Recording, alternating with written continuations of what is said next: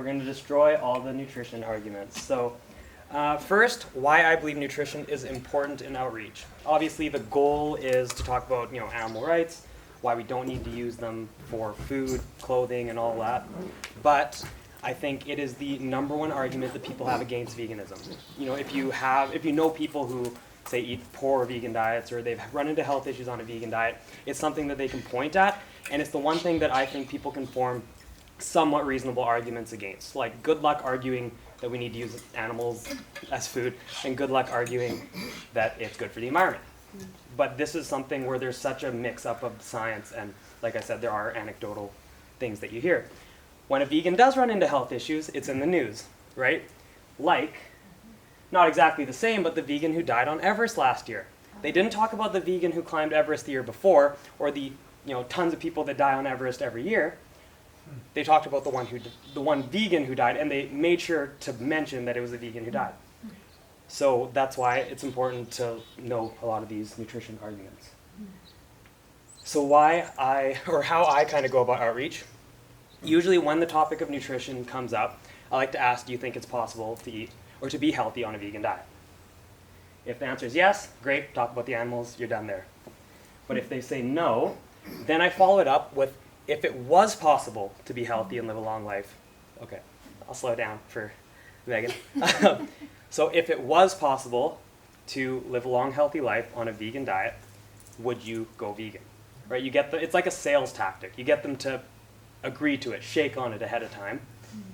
If they say no to that, maybe that person's not ready to hear it.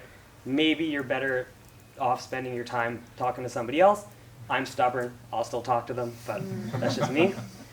But if they say yes to that and they agree, it's game over for them. Because, and now I'm going to teach you guys how to do that too. So I like to start with the longest living populations in the world. One of the most famous ones, probably the most famous, are the Okinawans. They eat a predominantly plant-based diet. 96% of their calories come from plants. 70% of that's from sweet potatoes.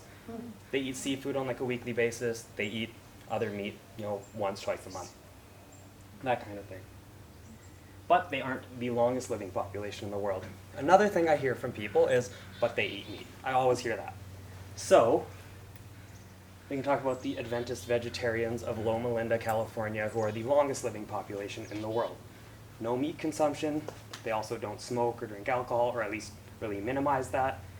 And like I said, longest living studied population. And because of that, they have a really good opportunity to study diet because they all live similar lifestyles. They're all very religious. They have social groups. They're overall health conscious. So there's this massive study that looked at non-vegetarians, semi-vegetarians, pescatarians, lacto-ovo-vegetarians, and vegans. Again, they controlled for all the smoking and all that kind of stuff. There's about 70,000 people in that.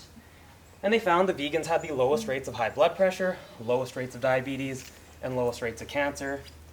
And they're the only group to have a healthy weight on average. And the vegans had a 15% lower risk of dying, period, compared to the omnivores. So these are you don't need to know, yeah. Is this that same study? Same study, yeah, okay. Same study. And yeah, Brian. It said 2014, is that right? Yeah. I thought that was from back in the 90s. It's ongoing, right? No, so there was two Adventist studies. There's Adventist Health Study 1, which was quite a bit older. That was one of the big ones looking at smoking and whatnot. And then this study, I think, started around the 90s.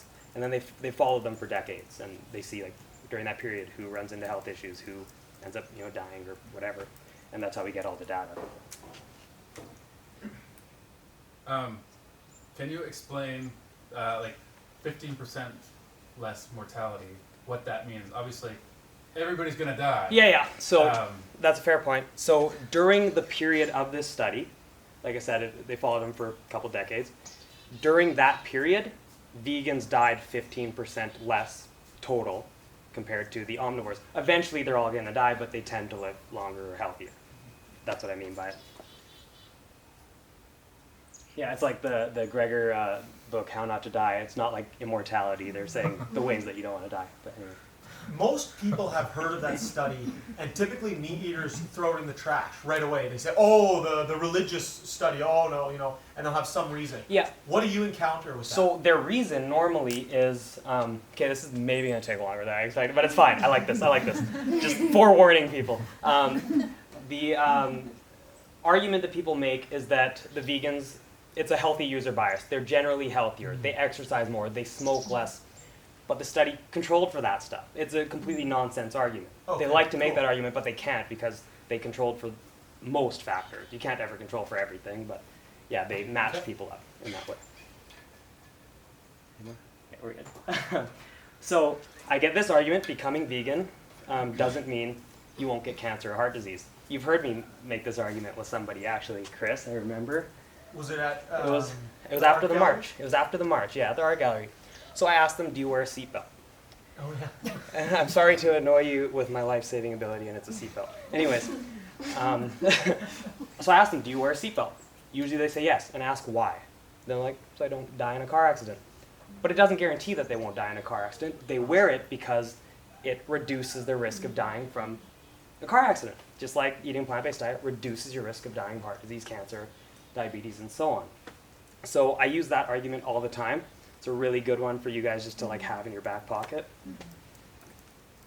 But then, what if you already have the disease? So the Adventist studies are good kind of marker for like reducing risk overall. But if you've already got it, what can you do? So heart disease, America's #1 killer, 1 death every 38 seconds.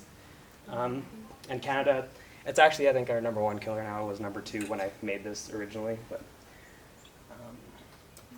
Dr. Ornish did a randomized controlled trial in 1990 where he looked at whole foods plant-based diets, so fruits, vegetables, legumes, nuts, seeds, all those healthy foods, as well as meditation, a little bit of exercise, social groups. So there was more than just diet involved.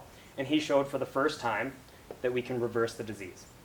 He showed, using actually angiograms, the plaques melting away and the arteries opening back up, something that had never been seen before, without drugs or surgery because cholesterol-lowering medications didn't exist at that time.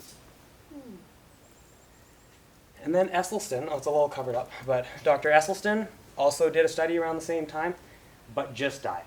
So he took 198 people who all had heart attacks within the past year, put them on a whole foods plant-based diet, very low fat, no oils, and followed them for an average of about 4 or 5 years.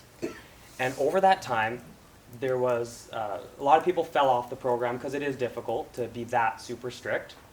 Of the 21 people who fell off the program, 13 of them had a second cardiovascular event, whether it be stroke, heart attack, or whatever. But in the 177 who stuck with the program, only 1 had a stroke. That's 0.6% versus 60%. That is 100 times better than the group who fell off the program. So that's like, those are insane numbers. That is something that doesn't happen by chance. Even though they didn't have a formal control group, there is no way to argue that that wasn't at least largely in part due to the intervention. And then looking at the study, this is, I don't know how well you can see it, kind of. You can see like the red and the yellow? Yeah. Okay, so it's a heart muscle, it's a PET scan. They're looking at blood flow through the heart. You can see around here, not much blood getting there. Up here, same thing, not much blood flow getting through. That's mostly due to blockages in the arteries. Arteries are unable to dilate. But after just 3 weeks, that happened. You're getting blood all over the heart. And then this, we don't have to go into detail because you can't really see it, but it's just showing that after a couple, or less than 2 years, about 1.5 years, the artery goes from being really clogged to opening up. This is that same Esselstyn study? Yeah, same one. So the reason that this was so fast is because, not because you've gotten rid of the plaque that fast, that can't happen, but it's because when you're eating all those, especially greens and stuff that help your blood vessels open and close, you're getting all the blood through, even though there's still some blockage, the arteries are able to expand, let the blood through. Again, this isn't really pertinent to, I guess, outreach, but it's good info. And then I'm young, my heart can handle it. We get that kind of stuff a lot too, right? So, this study, I took it off Nutrition Facts, that's why that's there, but this was a study done on children who died because of accidental death, car accidents, things like that.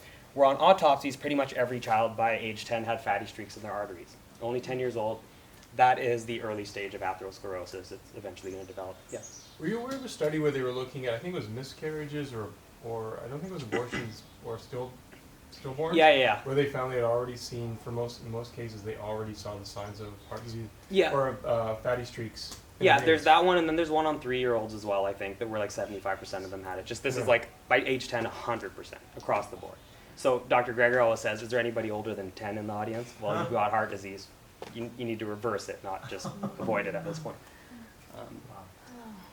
And then this is a really cool study. So this was in the Korean War. They took people who died out there, they did autopsies on them, and found that 3/4 of them not only had fatty streaks, but actual atherosclerosis already built up in their arteries at just an average of 22 years old. So that's also pretty scary. And I'm going to move on to diabetes. So National Diabetes Statistics report shows that 1 in 10 Americans have diabetes, and more than 1/3 have prediabetes. And that's expected to, or the rates are expected to triple by 2060, and prevalence is expected to double. So more people are going to be diagnosed by 2060, and then the amount of people actually having it is going to about double by then. So why is this happening? Do people want me to go through all the mechanisms of how? Yes. Okay. Yes. I put the pictures on here. I wasn't sure. Okay.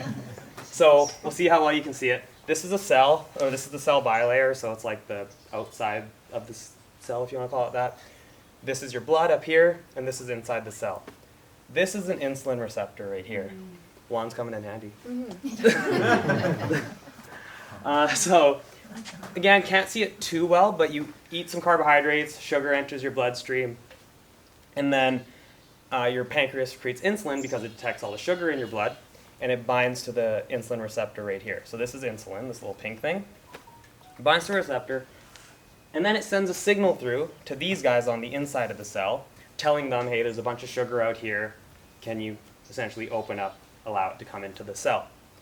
But what happens when you eat a lot of saturated fat in particular is the saturated fat ends up in your muscle and liver cells where it's not supposed to be.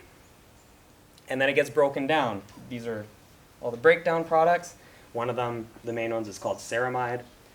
And it interferes with that ability. So insulin's binding up here, but the signal isn't able to get to these guys because the signal's being blocked, to make things really simple. That's what's happening. So that's why insulin resistance is caused by a high, primarily saturated fat intake, but I believe other fats can still cause issues as well. Can Yeah. you loop sorry, go ahead, Brian. Brian? You're talking about type 2 here, right? Type 2, yeah. Can you just loop through that description one more really quick? I don't quite follow it. Yeah, and on the type 2 talk, actually real quick, pretty much all diabetes, like even type 1, insulin resistance is becoming more and more prevalent. It's just not the cause. It just makes it worse. So if people have type 1, they're still going to benefit from making these changes because they're going to have lower insulin requirements and lower medication. Yeah. Right. So right now, what is the type 1? Type 1 is What's causing it? Though? your I mean, immune system destroying the pancreas. And make what it was the cause that was found for that? Cause? I don't believe there is a known cause right now, but I mean there are probably some things that are linked to it. I don't think we have a firm mechanism or cause on that for most. Because there was correlations between high dairy and Yeah. certain So countries yeah, and there high totally rates is, of but type I don't think we can say definitively that's a cause. At Well, this no, point. just a correlation. Yeah. Okay. Right. Yeah. Sugars in fruit. What are fruit that we should stay away from because they're too concentrated? Whole fruits, I would say none of them to avoid. Fruit intake is only associated with lower diabetes risk. It is absolutely not in any way, shape, or form. There's never been a study linking fruit consumption to higher rates of diabetes. People who run a organization called Mastering Diabetes, they're both type 1 diabetics, Robbie Barbero and Cyrus Kambata. They actually are high fruit, like very, very high fruit. They're always telling their clients to increase fruit consumption, to never fear fruit. Fruit juice, on the other hand, that's a different story, but whole I've fruit. heard that grapes were very high sugar concentration. They are, but they're also high in phytonutrients and fiber and stuff that is not going to cause the blood sugar spikes. Now, if your blood sugar does spike from consuming those types of foods, it's likely due to pre-existing insulin resistance, which again is something you'd want to treat with a low-fat plant-based diet, which I'll get to in a minute. But it's not going to be the cause. So if you do notice blood sugar spikes from consuming a lot of grapes or other high sugar fruits, then maybe avoid them temporarily while you make a lot of these changes, and then once your blood sugars are a little more stable, insulin resistance is decreased a little bit, then you incorporate a lot of the other stuff. Do you want me to run through this again real quick? I just don't quite get it, yeah. Okay. Okay, So I eat sugar. yeah, so you eat sugar, carbohydrates. Okay. Like, for example. Yeah. And then it's going to end up in your blood, and then your pancreas is going to notice that and shoot out some insulin. Okay? Now the insulin comes in your blood, finds the insulin receptor, binds to it, and when that happens, it tells your cell, there's sugar out here, I need you to take it into the cell, get it out of the bloodstream. Which is what these guys do. So it tells these guys, they end up getting it's a glucose transporter that goes up into the cell, or the cell bilayer, and pulls the sugar in. I didn't bother with all those details. This is to allow sugar into the cell. Yeah, exactly, which is what you want. But when you have a lot of saturated fats built up into the cell in something called lipotoxicity, it gets broken down into these products that actually block that signal. So insulin's bound, it's telling your cell, hey, there's sugar out here, I need you to uptake it. But that signal isn't being sent to these guys. Since they aren't getting the signal, the glucose transporter isn't getting the signal, and sugar isn't entering the cell, you have high blood sugar. Oh, okay. Yeah, Okay. that's exactly what happens. Yeah, 'cause it just stays in the blood instead of your cell utilizing the glycogen for fuel. right? Exactly. Oh. So, yeah, fats cause diabetes. I already talked about that. Now, sugar exposes diabetes. So if you say you do a ketogenic diet, you're eating high saturated fat, high fat diet, but you're not consuming much sugar or any sugar really, your blood tests are going to look good. It's going to look like you don't have diabetes. But what happens? Person eats some sugar, it's getting out of control again because they still have like major insulin resistance. Now, Michelle McMacken, she's one of my favorite doctors from New York actually, she says that how do you know you've reversed a disease of carbohydrate metabolism if you aren't eating carbohydrates? Right? Like you can't say that you've reversed a disease when you can't eat carbohydrates and you don't eat them. Like you need to be able to test it somehow. So if they were to eat the carbs, blood sugar is going to spike. They're still diabetic, just they aren't showing symptoms because they aren't eating sugar. Yeah, and that's all I've got there. So put to the test, Dr. Neil Bernard did a randomized controlled trial with 99 people with type 2 diabetes. Half of them, low-fat vegan diet. Half of them put on what the American Diabetes Association recommends, which is a low-carb diet. After 74 weeks, the vegan group had greater reductions in blood sugar and hemoglobin A1C, which tells you kind of how your blood sugar has been over the past 3-4 months. But that's not all. The vegan group also had more weight loss, reductions in total cholesterol, and reductions in your bad LDL cholesterol. And the biggest point here was that compliance and adherence was similar amongst groups. That means that the whole excuse that people want to give, that people aren't going to do this diet, that it's too hard for them or whatever, is complete BS. Because they were just as likely to do it and liked it, enjoyed it just as much as the people who were doing the low carb approach. So that is one of the biggest points and really annoys me when people say otherwise. Hypertension, high blood pressure, number one risk. I'm going to go through this part really quick because I feel like it's less. Sorry, what happened to the other group? Well, they still had reductions in blood sugar, reductions in hemoglobin A1C, and all that, but not as good as the vegan group. Okay. And again, it's like the Band-Aid approach. You're not eating carbs, so blood sugar is going to look a little better versus the people who are eating carbs and clearly have their diabetes under better control. There's also a study in I think it was the 50s, where people got off their meds in 2 weeks. 20 units of insulin for 20 years down to nothing in 16 days or something. So, yeah, it's crazy. And so the vegans versus... But your mileage may vary. I'm not saying that's a snap. The vegans versus the other ones, if they put them all on just a neutral diet again, everyone just eats whatever again, you're saying the vegans would probably stay. Yeah, very healthy. they would probably do better. If you were to actually do a glucose tolerance test, which is the test if you eat a bunch of sugar and test the blood sugar, see how you deal with it. They didn't do it, but if they did do that, I would assume the vegan group would do better. But yeah, so hypertension, high blood pressure, is the number one risk factor for death in the world. The Center for Disease Control says 1 in 3 American adults have prehypertension, and another third have full-blown hypertension. Only half of those with hypertension actually have their condition under control. And then it has some stuff about like risk factors. So tobacco use, too much sodium, which is a common one, not enough exercise, being obese, and too much alcohol. So this is the funny thing. When I look at this, I see too much sodium, and I see, obesity, but they don't actually mention diet, right? They don't actually say diet, but like that's kind of a clever way of saying it without actually saying it, But we've already talked about the Adventists, the vegan group had the lowest rates of hypertension. And actually what's cool is as you go from non-vegetarian to semi-vegetarian to pesco to lacto-ovo to vegan, it drops a little bit as you go. And then the DASH diet, that's the diet that's prescribed for hypertension. It allows for low-fat dairy, up to 6 servings of meat and fish per day, and moderate alcohol consumption, but they otherwise like you to eat more fruits and vegetables, keep it low sodium, and all that. But I highlighted this guy's name, Frank Sachs here, who came up with, or he was the chair of the committee that came up with the diet. He also did this study on low blood pressure in vegetarians and found that strict vegetarians had the lowest blood pressures. So what they did was in that report that the committee put out, they list their goals. And the first goal is to produce the blood pressure lowering effects of a vegetarian diet while including enough animal products to make it palatable to the general public.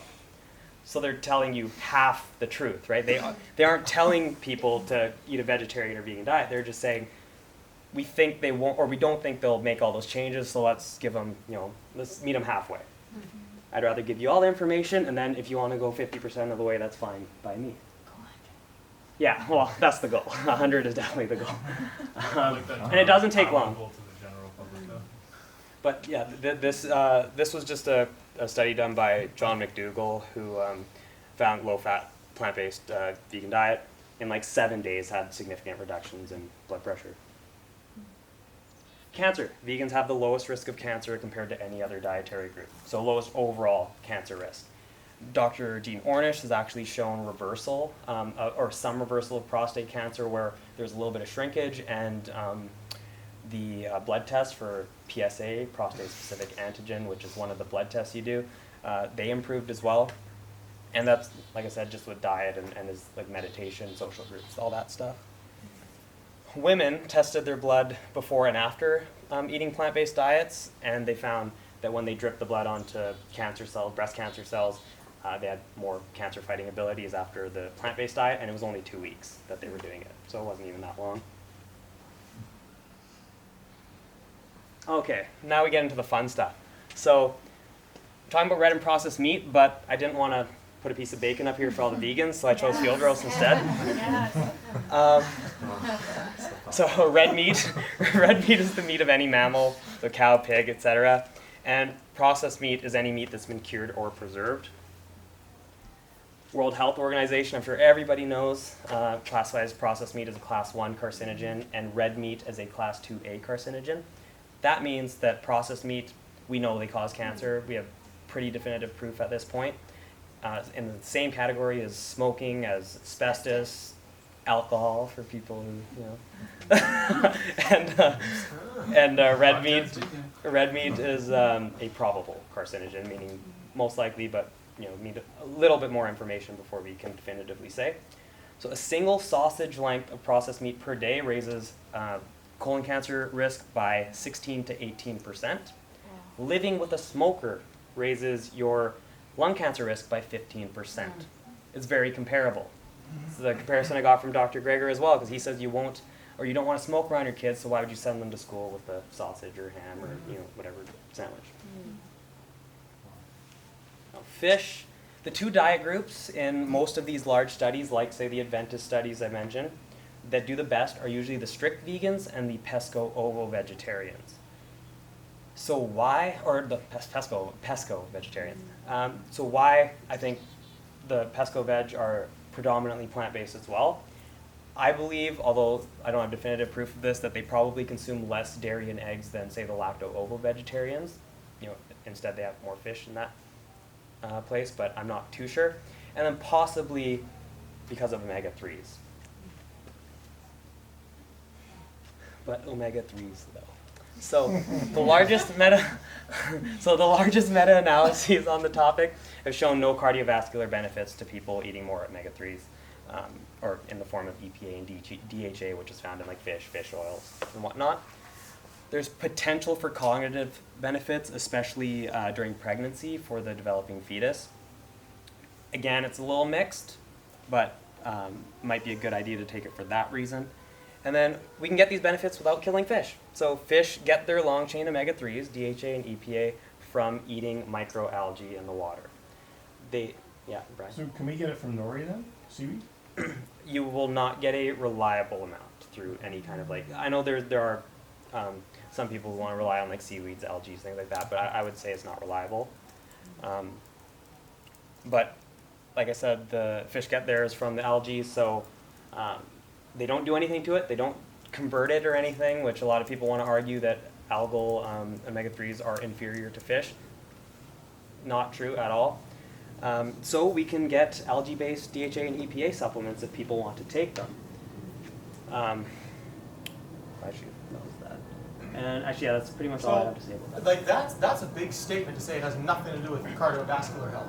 Yeah, so Because 99 out of 100 people would tell you, what do you take omega-3s for? Oh, your heart health, right? yeah, so they've like the largest meta-analyses on these. I should have actually put in the notes exactly how many people and all that, but they've found that across the board there are no cardiovascular benefits.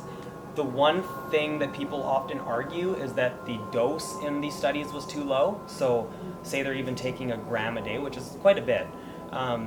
They'll argue that you need to be taking like 8 grams a day or something. Well, good luck getting that if you're eating fish, right? So regardless of whether they want to argue for fish consumption or not, they're not going to get those types of doses that they're talking about if they're eating fish. Oh, Right, you like need to take the oil. you need to take a supplement. It's the only way. So, like I said, you can get it from an algae-based source instead of the fish oil. Which again, fish oils will have your PCBs like microplastics and organic pollutants and potentially mercury. Depending on the quality or where you're getting them. But the algae is just grown in tanks. Like you're not at risk of any of that. So if someone was arguing evolutional diet, right, and they said, well, why do we need omega-3s if we're not supposed to be eating fish or whatever, you know what I'm saying?